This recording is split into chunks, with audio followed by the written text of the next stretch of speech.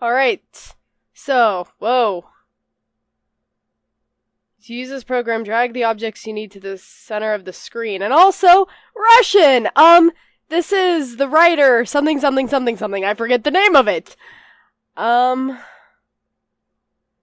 English? Yes. Keep in mind that thoughts know their place, and if their logic is broken, they will cease to flow, and the program will restart. But be warned, thoughts must be collected in the correct order, so that their sound memory is released. Okay. Chapter 1. That's probably where I should start. And I'm sorry that I forgot the name of it, but it's gonna be in the, it's gonna be the title of the video, / videos. I forget how long this runs. I think about an hour. Yeah! For those of you who don't know me, hi, I'm Kiara Zurieta Cheetah, with the game. So this will be fun. Alright. Time has come, you have to fall asleep. Why now? It's coming? But I'm not ready yet. Dreams will protect you. But what about the others? Forget about them. Why can't they just fall asleep? Only one can be hidden.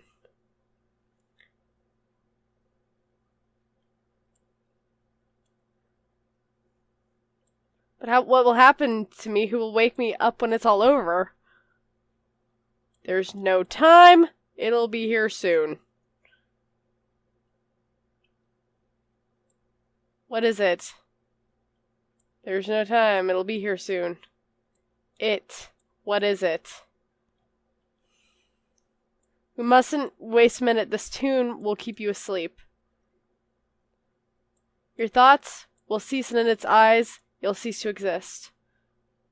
It's the only way for us to hide you. Are you ready? We've got 7 seconds. I'm ready. When the time comes, the tune will come to a stop and your thoughts will once again come alive. But for now, close your eyes and fall asleep. Fall asleep. Your thoughts are freezing up. Your fall. I feel like a jump scare is coming.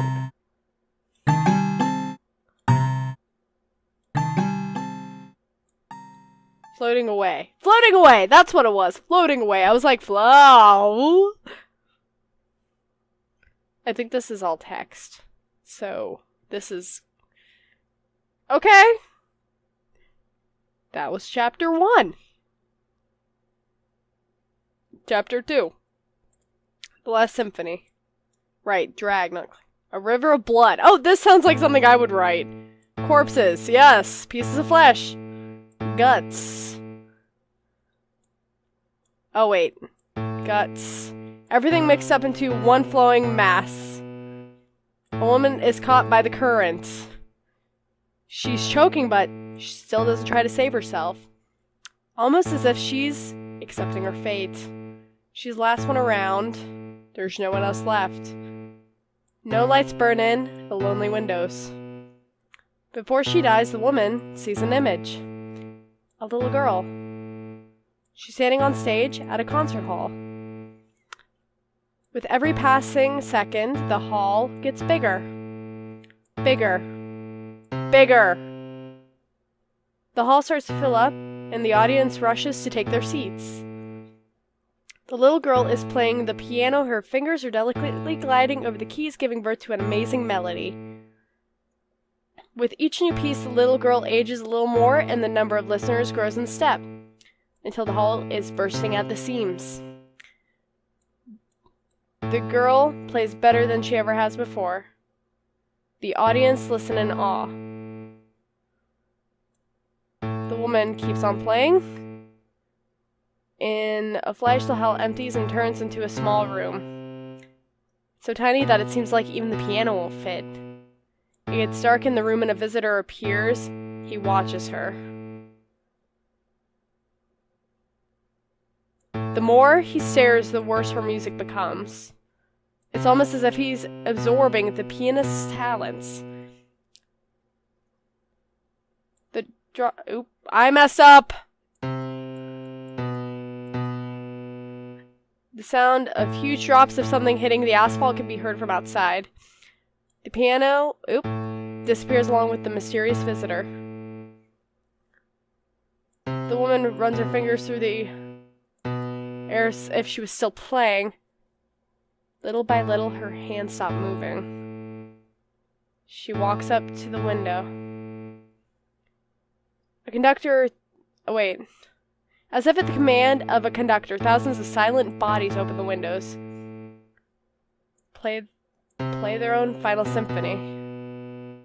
Just like someone is tossing out the garbage. The bodies hit the ground and transform into the bloody river that takes away their last remnants of the self. The bloody surface of the river is the last image seen by the drowning woman. One final echo of thought pierces the bloody surface. A gust of wind slams the open window shut and leaves the room unoccupied. The world falls silent.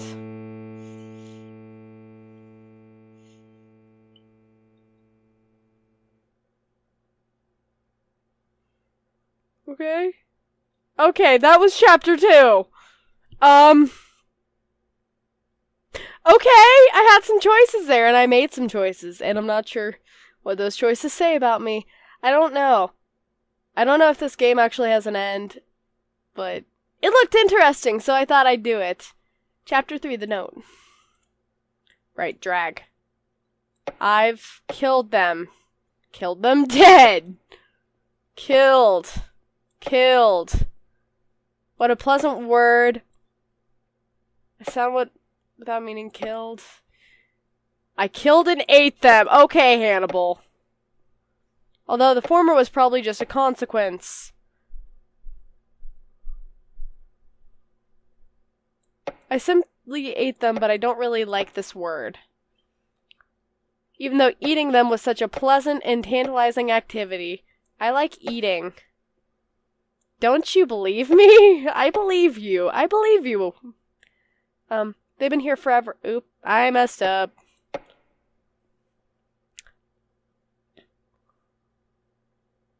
Where are they now?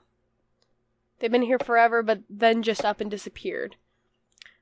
Where did this void come from anyway? Yes, I can feel it too. I feel and know everything. Why? Come on, you know me. Oh, nope. Just so I know everything about, everything about me. And here you are wondering where this alien thing came from inside you. Or rather, where something of mine came from. Or perhaps even better, where I am from. I settled in not that long ago. Oop, nope, I messed up. I'm living inside you. I settled in not that long ago. But we're already, like, two good old buddies. Siamese twin. Oh, no. No! I keep going backwards! Live inside you. Or perhaps even brothers, Siamese twins. Unfortunately, our reunion won't last long. Because you've got nothing left to offer. Taken everything you had, and for all intents and purposes, you don't exist anymore. Well, almost. That's why only my thoughts are here. As long as those tiny little remnants of yourself are still glimmering, I can soothe them and have them gather up all the details for you. At least you'll have an idea of how you came to your end. Now let's get our cooking show underway. So let them be the first Oh. I messed up. Donuts were always your favorite, so let them be the first ingredient. Oh no. Oh no. Stick arm here, stick leg there, circle for the head. Now let's see who we have.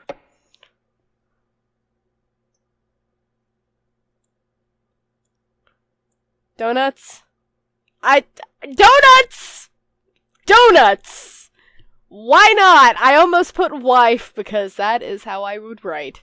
But anyhow, chapter 4, The Box of Hope. This is mainly just like a puzzle thing where you have to get to the end. of each thing. Once upon a time, the plague made its way into a kingdom. Oh, a faraway kingdom. That's the thing, it puts you backwards. A faraway kingdom.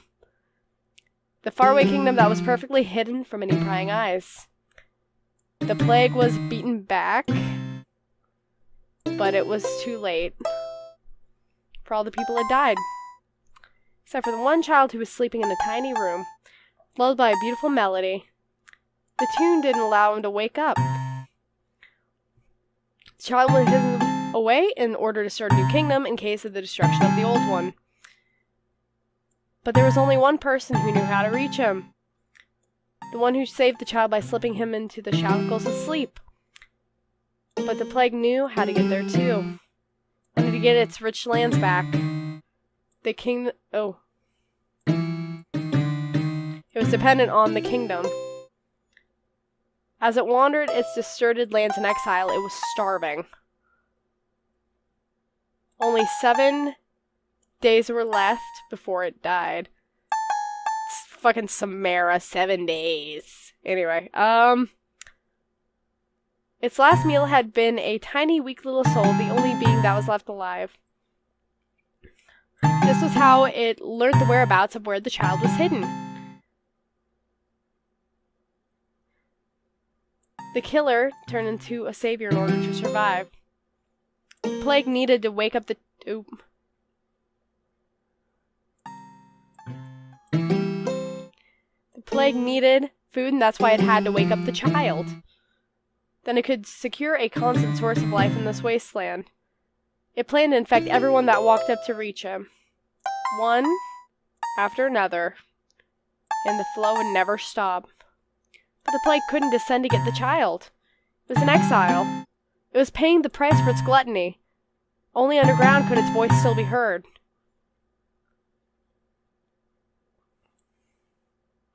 Faraway kingdom, letting its echoes crush out, never dissolved fully into the room caves of the faraway kingdom.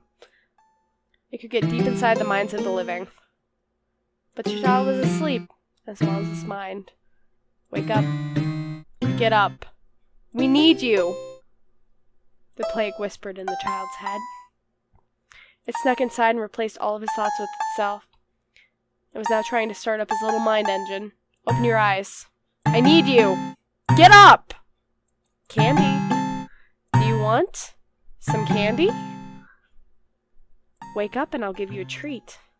A tasty, delicious little treat. The plague repeated over and over again. Nothing could wake the child up. On the 7th day, when time had run out, the plague cried aloud, I command you to wake up now! These thoughts kept repeating themselves, collecting inside the child's mind. And on the 8th day... See? Candy? I want candy!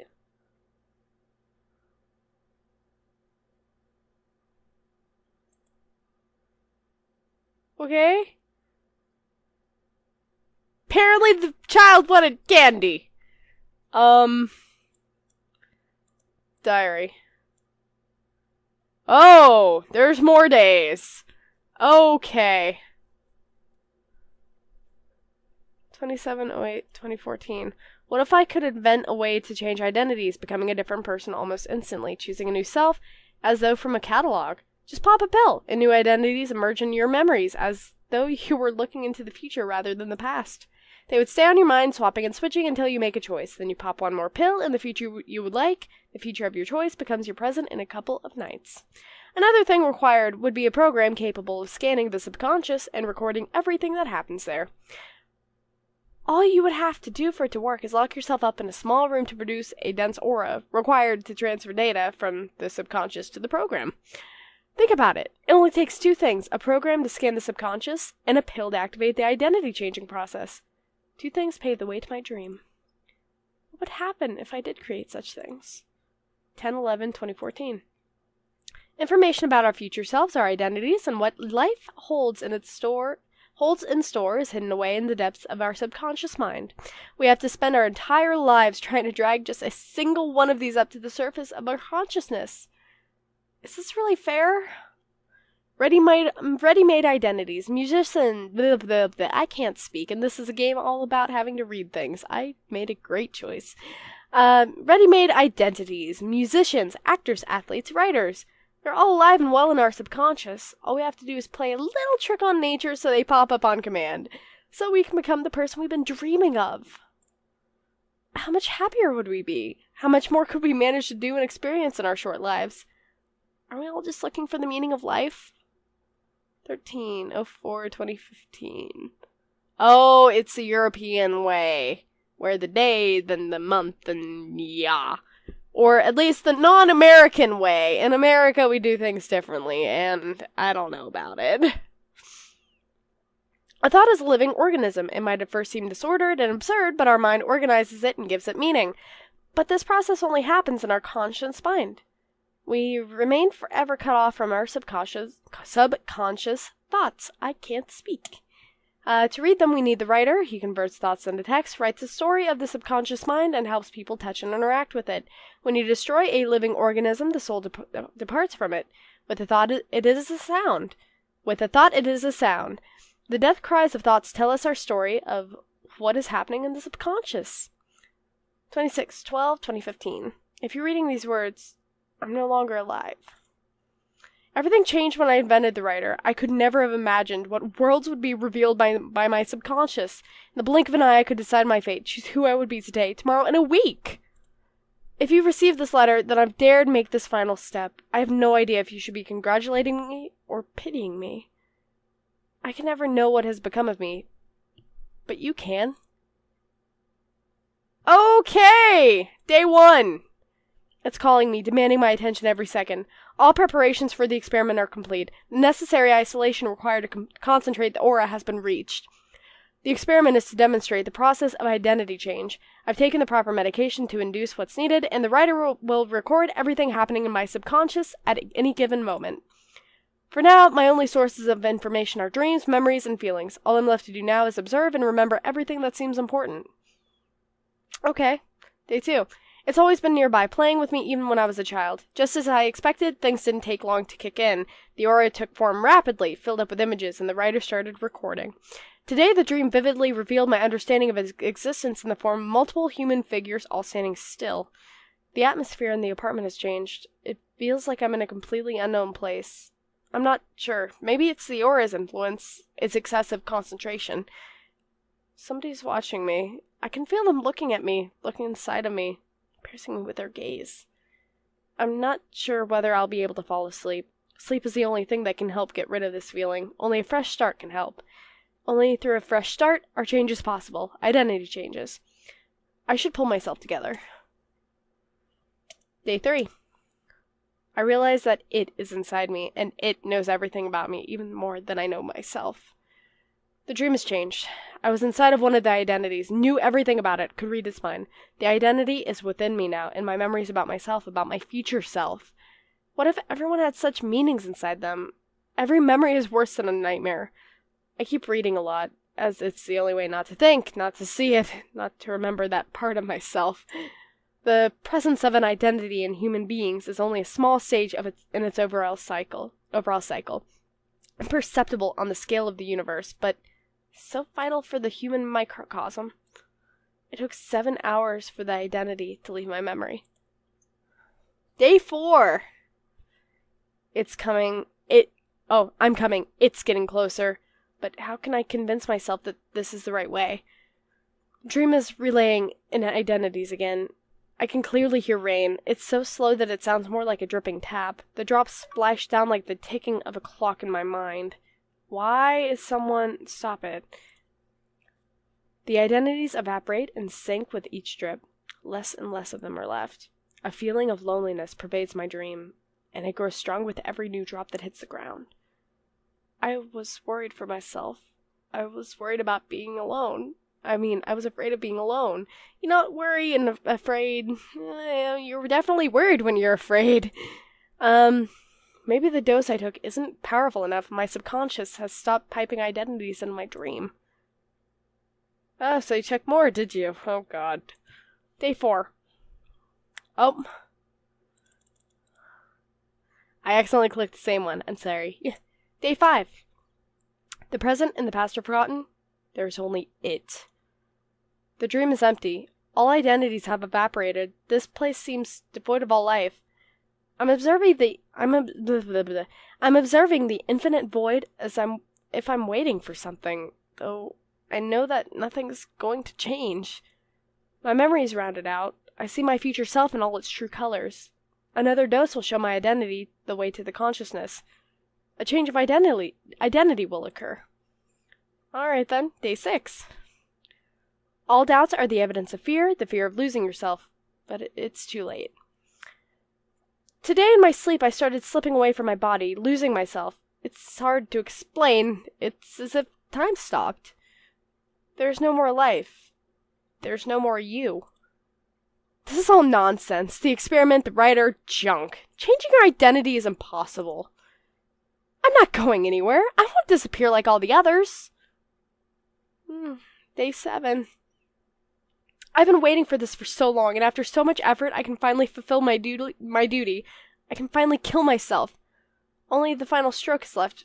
What will happen next? There are no more dreams at all. The identities have disappeared from my memories. My identity, my meaning of life hasn't changed. Looks like I was right, that I didn't take enough of that medicine. Did I really ruin the experiment?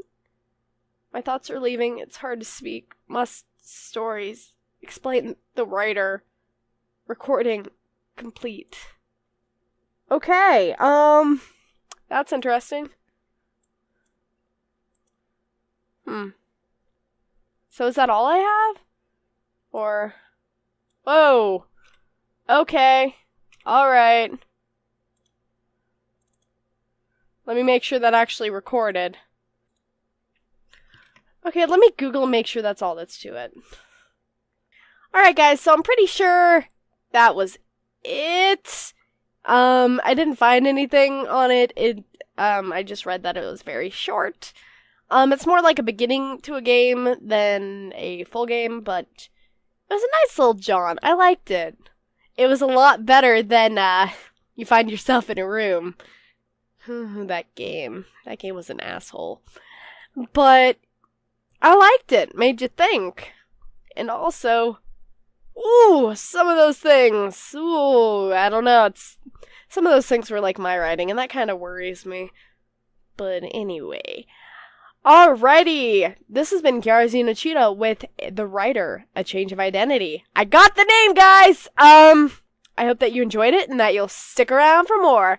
Bye, guys!